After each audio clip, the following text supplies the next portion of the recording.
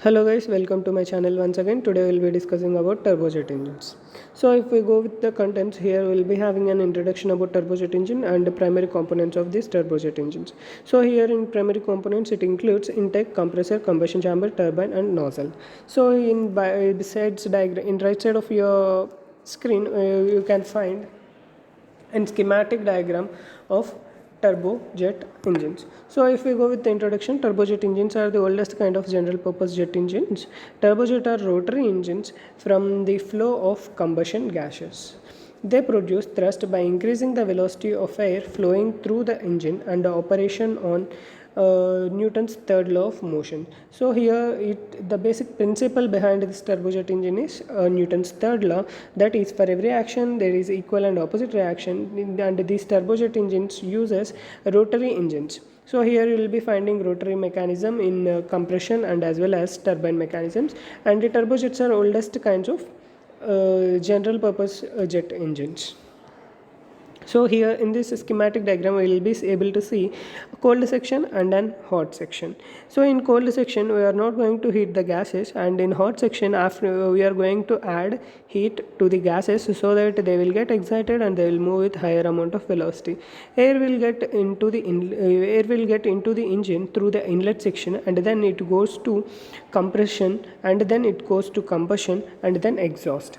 You guys can see you guys can see on leftmost side you will be having an intake, and as you move to rightwards you will be having a compression, then we will be having a combustion, and then we will be having an exhaust.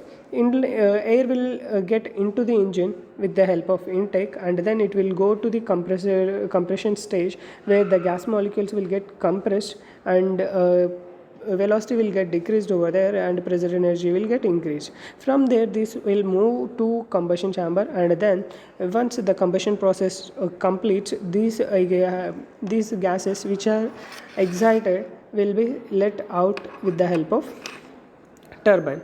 So here majorly we divided this into two sections. One is cold section, another one is hot section. And then here if we go with intake, air intake aims at bringing large amount of surrounding air into the engine. Inlet comes in a many sizes and shapes. Inlet main purpose is to bring much amount or larger amount of air from the surroundings, so that there will be different types of sizes and shapes will be there for inlets. And then we'll move on to compressor stage. Compressor rotates at a very high speed and adds energy to flow, increase pressure and temperature. So compression main purpose is to reduce velocities and stabilize the gases, so that in the process it will get increase in it will make the gases to get increased in pressure and temperatures. Then compressors are used, there are different types of compressors though. So here we can classify those into axial flow compressors and centrifugal compressor. Here we can see schematic of axial flow compressor and centrifugal compressor. Compressors here in leftmost diagram you can see compressor which is of axial flow. On the right side you can see centrifugal compressors. And then we'll be moving to combustion chambers, where we will be making the gases to get mixed with the fuel and then burnt, and then we are going to leave these gases to combustion chamber. Is a place where the molecules will get excited with the amount of heat, and these will gain internal energy, that is potential energy will be maximized, and the pressure will be maintained constant in this combustion chamber, and there will not be any raises in pressures. Pressure has to be maintained at constant rate, and then these excited gases will let to pass through the turbine. So here in our next slide we will be seeing about turbines. So turbines, if we discuss about turbines, hot gases leaving the combustor expands through the turbine.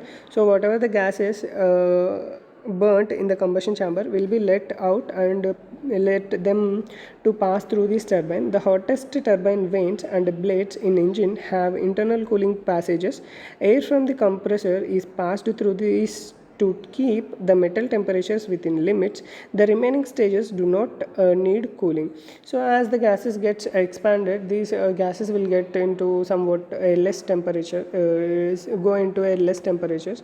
When these gases coming and getting in contact with the turbine at that particular time, they will be having a maximum temperatures that is from 1300 kelvins to 1700 kelvins. So at that time we need to take care of these blades in order to not to deform and not to melt because of these pressurized gases and hot gases. And then we'll be moving to nozzles. All gas turbine engines have nozzles to produce thrust to conduct the exhaust gases back to free stream and to set the mass flow rates through the engines. The nozzle sits downstream of the turbine. A nozzle is a relatively simple device, just a specially shaped tube through which hot gases flow. Nozzles come in variety of shapes and sizes depending on mission of the aircraft. Simple turbojets and turboprop often have a fixed geometry convergent nozzle. So we'll be having different types of nozzles depending on the mission. In general, we'll be having a fixed geometry nozzles in turbojet and turboprops, whereas in mission in military aircrafts we will be having different types of nozzle where we can be able to actuate the nozzles, and the size of the nozzles can be increased and decreased depending on the missions. There are different types of nozzles: convergent, divergent. Depending on the mission we will be going to take them. But whereas if we go with the turbojets, we will be going with a convergent fixed geometry nozzle. So all gases will be moving through this nozzle. Depending on the nozzle geometry only, we will be having the restrictions on amount of thrust generations. Next we will be moving with the Brayton cycle. This gas turbine will be this jet engine will be working on the principle of Brayton cycle, where fresh air will get into the compressor and fuel is added in the combustion chamber along with the fresh air, and then this gets combusted and then moves to turbine. Exhaust gases will be moving out. In the PV diagram which is given besides this cycle, so where S is constant and heat is added in stage 2 to 3, and from heat is taken out from 4 to 1. The stage 1 to 2 is S is constant, and from 3 to 4 also S is constant. Adiabatic compression, isentropic compression and isentropic expansion will be taken place from 1 to 2, and from 3 to 4 we will be having isentropic expansion, and in between we are going to add heat, and from 4 to 1 we are going to let the gases move out, so heat automatically moves out from. So similarly we can see TS diagram. Thermodynamics of jet engine are modeled approximately by Brayton cycle. Ideal Brayton cycle comprises of the following thermodynamic processes. One is isentropic compression. From 1 to 2 we can see isentropic compression.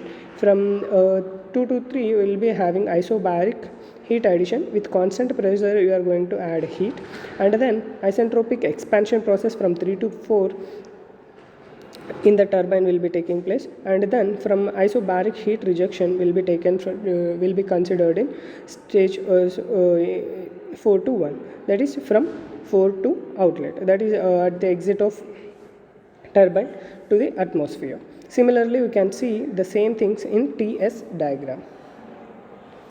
So major merits of turbojet engines are very high power to weight ratio can be seen in turbojet engines, and as well as these are compact than reciprocating engines of the same power ratings, fewer moving parts than reciprocating engines, as reciprocatings will be having pistons, top dead center, bottom dead center and a cylinder, and all the parts you will not be seeing in this turbojet engines. And low operating pressures, high operation speeds can be achieved, low lubricating oil cost and consumption can be achieved with this. When we go with demerits of the turbojet engines, initial investment, that is manufacturing cost, will be of more, longer startup than reciprocating engines. We need to it will take a longer period of duration of time in order to establish these things, and less responsive to less